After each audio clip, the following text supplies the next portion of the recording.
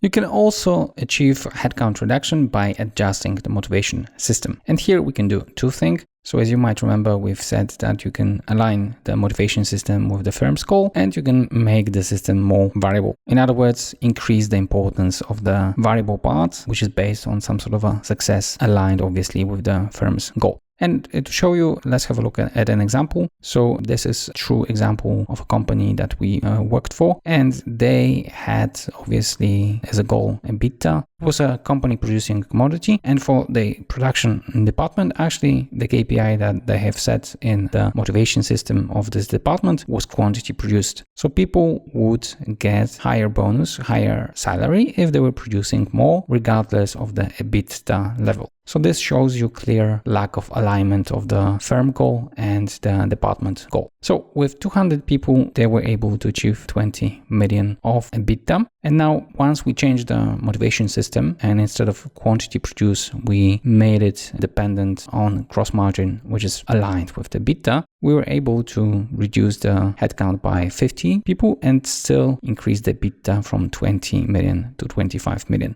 So quite often a simple change in the motivation system helps you increase the EBITDA. Now, how you can achieve this sort of things? We have created a simple process that we recommend following. So first of all, obviously you have to define the firm's goal and set it. So usually it is EBITDA, but in some cases it might be net profit or some sort of other goal that the company wants to achieve. Now, on the basis of that, you should define the KPIs that you will measure and that you will put into the motivation system of a specific group. We recommend identifying the driver for the main goal of the firm and then for them defining KPIs that specific group can influence. So as you have seen in the case of the production, we have put not the EBITDA, which is including also the head office cost, but rather the gross margin, which would be the difference between revenue and cost of goods sold. Now, once you have the KPIs, you have to check the motivation system and you concentrate on two types of motivation system. So key people, so directors, and also big departments that have a huge impact on achieving the goal. And the goal is to see whether the motivation system is based on KPIs that align with the firm's goal. If not, obviously you have to change it. And this is what you do in the fourth step. So once you identify which motivation systems are not aligned, you should adjust them to achieve the alignment. And usually this requires, first of all, creating of a reporting system, changing legal formal agreements with the people, because usually the bonus system is described in the contracts, and most of all getting buy-in from the employees. Usually they will be very unhappy with any changes, so you have to convince them that actually thanks to that they can earn more than currently, and obviously it will be beneficial also for the company.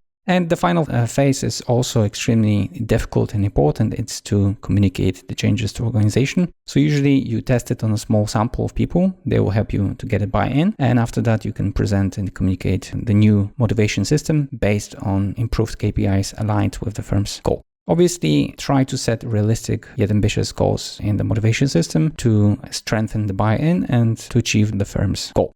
Quite often, it is also a good idea to provide tools that will help employees estimate what will be the bonus system based on the KPIs, and obviously to track the KPIs that the bonus depends on. Many companies would put a big board in the factory or in the head office where they communicate the KPIs that are influencing the motivation system. So that's in short. Let's move to the next technique.